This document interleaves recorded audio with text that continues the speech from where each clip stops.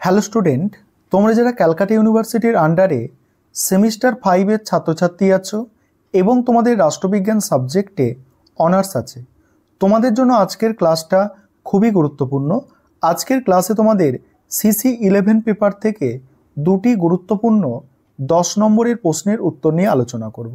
আর আজকের ক্লাসে যে দুটি প্রশ্নের উত্তর আলোচনা করব, এই দুটি প্রশ্নই তোমাদের কিন্তু 2022 সালে এসেছে।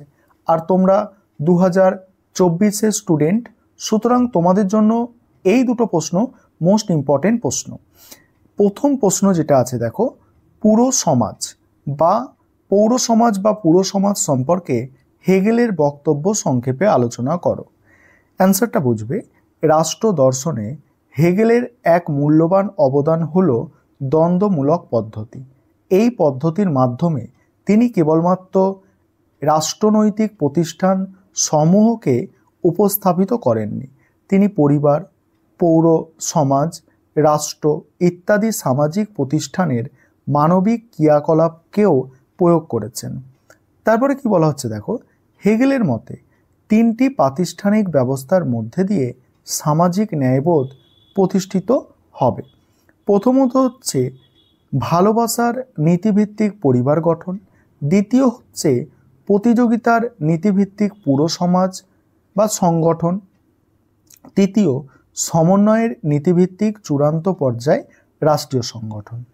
তারপরে কি বলা হচ্ছে, প্রকৃতপক্ষে রাষ্ট্রশক্তি প্রকৃতি সংক্রান্ত হেগেলের দার্শনিক প্রতিবেদন পুরো সমাজের ধারণাটি অত্যন্ত প্রয়োজনীয় ধারণা হিসাবে সংগঠিত হয়েছে।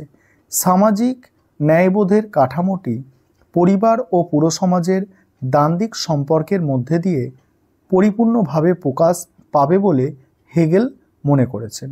তিনি পুরো সমাজকে দ্বন্দ্ব ও প্রতিযোগিতায় পরিপূর্ণ অবস্থা হিসাবে দেখেছেন, যে পুরো সমাজকে বর্তমান গণতান্ত্রিক সমাজের প্রত্যয়ের ভিত্তিতে সুস্থ সাংস্কৃতিক এবং সহযোগিতামূলক ক্রিয়াকলাপের স্থল বলে মনে করা হয়। হেগেলের দর্শনে সেই পুরো সমাজের চরিত্র ছিল ভিন্ন।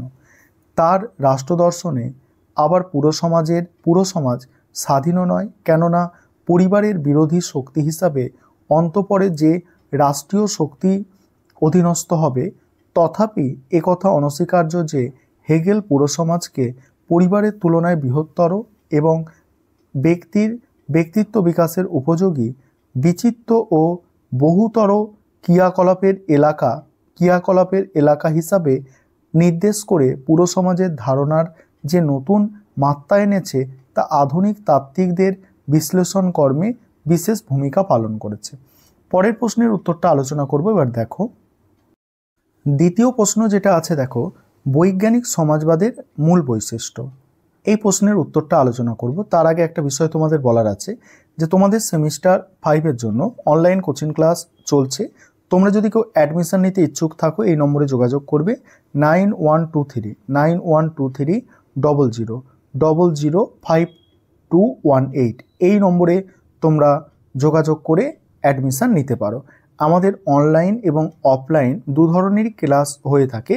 অনলাইন ক্লাস সপ্তাহে 3 দিন করে হয়ে থাকে, সেক্ষেত্রে আমাদের মান্থলি ফিস আছে 600 টাকা অনলাইনের ক্ষেত্রে। আর অফলাইন ক্লাস আমাদের কিন্তু সপ্তাহে 2 দিন হয়ে থাকে, সেক্ষেত্রে মান্থলি ফিস আমাদের 900 টাকা করে নেওয়া হয়। যেসব ছাত্রছাত্রীরা অ্যাডমিশন নিতে ইচ্ছুক আছো, তোমরা যত তাড়াতাড়ি পারো যোগাযোগ করবে। যাই হোক, প্রশ্নের উত্তরটা এবারে দেখো, বৈজ্ঞানিক সমাজবাদের মূল বৈশিষ্ট্য কী? ফরাসি দেশে সমাজতান্ত্রিক চিন্তার জন্ম হলেও সমাজতন্ত্রের বৈজ্ঞানিক রূপটি উপস্থাপিত করেছেন জার্মান মনীষী কার্ল মার্কস। পুঁজিবাদের লাগামহীন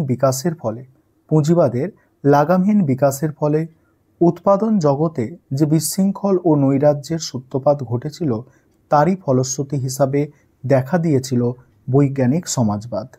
তারপর দেখো, বৈজ্ঞানিক সমাজবাদের মূল বৈশিষ্ট্য 1 নম্বর আছে দেখো, ইতিহাসের বস্তুবাদী ধারণার সঙ্গে বৈজ্ঞানিক সমাজবাদ ওতপ্রোতভাবে জড়িত। বস্তুবাদকে উপেক্ষা করে সমাজবাদী ধ্যান ধারণা গড়ে তোলা অসম্ভব। 2 নম্বর হচ্ছে, বৈজ্ঞানিক সমাজবাদ কোনো তথ্য বা নীতি নয়, এটি একটি আন্দোলন। মার্ক্সের মতে সমাজবাদ হঠাৎ আকাশ থেকে শ্রমিক শ্রেণীর ওপর পড়ে না, একে সংগ্রাম করে আদায় করে নিতে হবে। পরের পয়েন্ট, মার্ক্সের মতে সমাজবাদী আন্দোলন পরিচালনা করার সাথে সাথে এর স্থায়িত্ব শক্তি যাতে ক্ষণভঙ্গুর না হয় সেদিকে নজর দিতে হবে। তার জন্য প্রয়োজনে সমাজবাদের বিকাশের অনুকূল পরিবেশ গড়ে তোলা। পরের পয়েন্ট, বৈজ্ঞানিক সমাজবাদ হলো ন্যায় বিচার, বৈষম্যহীনতা, শ্রেণীহীনতার প্রতীক। তারপরে পয়েন্ট, বৈজ্ঞানিক সমাজবাদীরা ব্যক্তি মালিকানার অবসান ঘটাতে চায় এবং সমস্ত প্রকার সামাজিক সম্পদকে সমগ্র সমাজের পরিচালনার আওতায় আনার কথা বলে। নেক্সট পয়েন্ট আছে, বৈজ্ঞানিক সমাজবাদ মনুষ্যত্বের পুনঃপ্রতিষ্ঠার প্রতিশ্রুতি দেয়।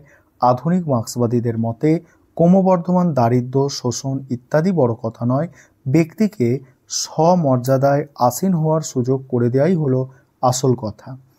পরের পয়েন্ট, বৈজ্ঞানিক সমাজবাদ গণতন্ত্রের পূর্ণাঙ্গ বিকাশ সম্ভব, কারণ এখানেই সব রকমের বৈষম্যের অবসান ঘটিয়ে শ্রেণীহীন এবং শোষণহীন সমাজের কথা বলা হয়। পরের পয়েন্ট, বৈজ্ঞানিক সমাজবাদে রাষ্ট্র থাকবে কি না এইরূপ প্রশ্নের উত্তরে বলা যায়, সমাজবাদের প্রাথমিক পর্যায়ে রাষ্ট্রের অস্তিত্ব থাকলেও তার ভূমিকার পরিবর্তন ঘটবে, অর্থাৎ রাষ্ট্র শোষণ যন্ত্র হিসাবে কাজ করবে না, পরিশেষে তা বিলুপ্তি ঘটবে।